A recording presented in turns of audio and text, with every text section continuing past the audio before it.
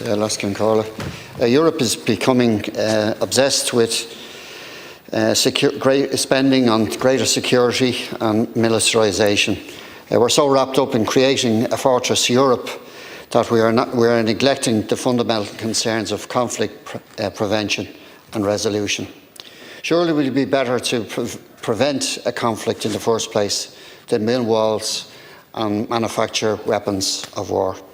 I was speaking at the OSCE Annual Parliamentary Assembly last week, and I made the point that fewer and fewer countries are participating in conflict resolution and peacekeeping in an increasingly fractious and dangerous world.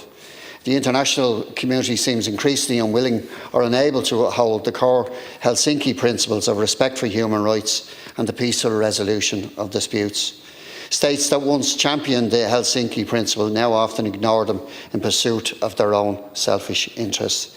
They turn their back on conflicts because their supposed friends are involved. Trade partners are an exception to outrage when it comes to crimes against humanity. And as long as there are acceptable exceptions to the rule of international law, as long as those selfish interests come first, the spirit of multilateral cooperation will continue to diminish. Once that cooperation is gone, then we're left isolated and scared. Security action for Europe, I don't believe, is the answer. It is little more than a bankrolling of the European arms manufacturing industry. Hard-learned lessons from the financial crisis are being thrown aside so that massive deficits will be allowed so long as the money goes into arms.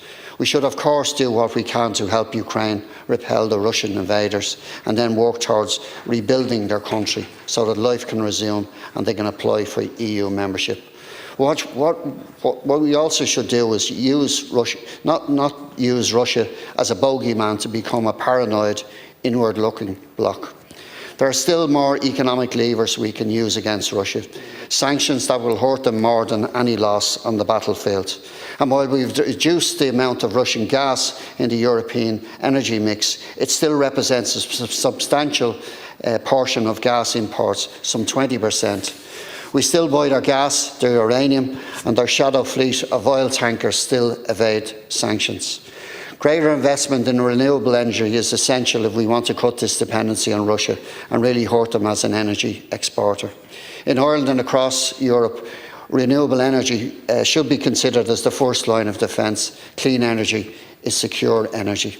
To end, I want to say that it's far too late for the European Council to think that its condemnation of settler violence in the West Bank will make the slightest of difference. It is the Israeli government who have decided that there will be no peace. There will be no let-up from the destruction that rains down on children's heads. The same Israeli government that have heard all this before and seen nothing ever comes of it.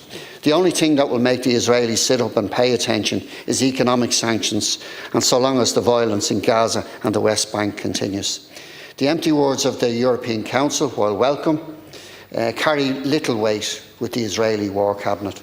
There must be a revocation of the EU-Israel Association Agreement, not more endless talks or of reviews. The evidence is plain to see. It is the bodies of over 50,000 children, dead children, and 134,000 injured in Palestine. Like, share, and subscribe, and let us know your thoughts in the comments. We'd love to hear from you.